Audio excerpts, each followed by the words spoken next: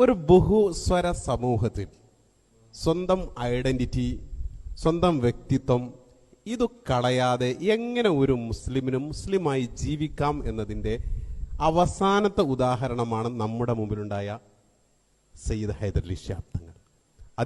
അദ്ദേഹത്തിൻ്റെ വേഷത്തിനോ അദ്ദേഹത്തിൻ്റെ നടപ്പുരീതികൾക്കോ അദ്ദേഹത്തിൻ്റെ സംവിധാനങ്ങൾക്കോ യാതൊരു കോട്ടവും വരുത്താതെ, എന്നാൽ സെക്കുലർ താനൊരു മതേതരവാദിയാണ് എന്ന് തെളിയിക്കാൻ വേണ്ടി എന്തെങ്കിലും നാടകങ്ങൾ കാണിക്കാതെ അല്ലെങ്കിൽ എന്തെങ്കിലും ശൈലികൾ കാണിക്കാതെ തീർച്ചയായും തൻ്റെ വ്യക്തിത്വം, കേരളത്തിലെ എല്ലാ മുസ്ലിം സംഘടനകളും അദ്ദേഹത്തെ ആദരിക്കുന്നുണ്ട്, എന്നാൽ അവരെയൊന്നും വെറുപ്പിക്കാതെ അദ്ദേഹം പ്രതിനിധാനം ചെയ്യുന്ന സമസ്ത കേരള ജംഇയ്യത്തുൽ ഉലമയുടെ പാരമ്പര്യ ഇസ്ലാമിന്റെ വഴിയിൽ ഉറച്ചു നിന്നുകൊണ്ട് അദ്ദേഹത്തിന്റെ സുന്നത്ത് ജമാഅത്തിന്റെ നിലപാടിൽ അദ്ദേഹത്തിന്റെ ജീവിതത്തിൽ ഒരിക്കലും ഒരു ബിദഅയുടെ വേദിയിൽ പോകാതെ അദ്ദേഹത്തിന്റെ ഐഡന്റിറ്റി കാത്തു സൂക്ഷിക്കുകയും അതോടൊപ്പം തന്നെ എന്നാൽ ആർക്കെങ്കിലും അദ്ദേഹത്തെക്കുറിച്ച് ഒരു നോ എന്ന് പറയാൻ അല്ലെങ്കിൽ ഒരു മുഖം ചൊളിക്കലിന്റെ ശൈലിയില്ലാതെ നിലനിർത്താൻ സാധിച്ചു എന്നതാണ് ഞാൻ കാണുന്ന ഒന്നാമത്തെ അദ്ദേഹത്തിലുള്ള പ്രത്യേകത.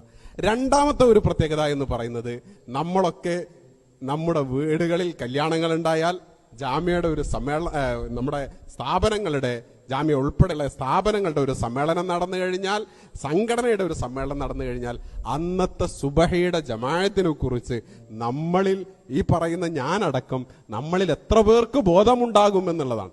അതേ സമയത്ത് പാണക്കാട് സയ്യിദ് ഹൈദരലി ശിഹാബ് തങ്ങളുടെ ഏറ്റവും വലിയ സവിശേഷത, അദ്ദേഹം സുബഹി ബാങ്ക് വിളിക്കുന്നതിന് മുമ്പ് സംസ്ഥാനത്തിന്റെ വിവിധ ഭാഗങ്ങളിൽ എത്ര തിരക്ക് പിടിച്ച പരിപാടികളുണ്ട് എങ്കിലും എന്തൊക്കെ പ്രശ്നങ്ങളുണ്ട് എങ്കിലും 3 മണിക്കും 2:30 മണിക്കും ഒക്കെ വന്നു കഴിഞ്ഞാലും വാങ്ക് വിളിക്കുന്നതിന് മുമ്പ് ആ പള്ളിയിലെത്തിയിട്ട് സുബഹി നിസ്കരിക്കുന്ന.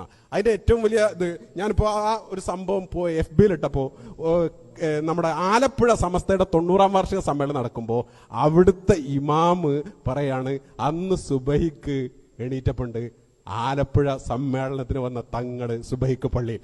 നമ്മളൊക്കെ സമ്മേളനത്തിന് പോയിട്ടുണ്ട്. അതുപോലെ നമ്മുടെ SKSF-ന്റെ ലക്ഷദ്വീപ് പ്രതിനിധിയാണ് നാസി പറയാണ്, ഒരിക്കല് ഹൈദരലി ശിഹാബ് തങ്ങളെ ദ്വീപിലേക്ക് കൊണ്ടുപോയി. രാത്രി ഏക്കണ് എത്തുമ്പോ അങ്ങനെ അപ്പുറത്തൊരു വീടൊക്കെ സജ്ജീകരിച്ച് മനോഹരമായി കൊടുത്തു. അങ്ങനെ വാങ്ക് വിളിക്കുന്നതിന്റെ അരമണിക്കൂർ മുമ്പ് തങ്ങൾക്ക് ഇങ്ങനെ പള്ളിയിൽ എത്തണം എന്നുള്ള ഉദ്ദേശത്തോടു കൂടി നാസി ടോർച്ചൊക്കെ എടുത്ത് ഇങ്ങനെ തങ്ങൾ കിടക്കുന്ന വീട്ടിലേക്ക് ഇങ്ങനെ പോകുന്ന സമയത്ത് ഒരാൾ പതുക്കെ ഇങ്ങനെ ചെറിയ മൊബൈൽ ടോർച്ചും കത്തിച്ച് ഇങ്ങനെ വരുന്നു. നോക്കുമ്പോ സയ്യിദ് ഹൈദരലി ശിഹാബ് തങ്ങൾ എവിടെയാണെന്ന് നോക്കണം. നമ്മളിൽ എത്ര പേർക്ക് സാധിക്കും ഇങ്ങനെ ജീവിക്കാൻ എന്നുള്ളതാണ്.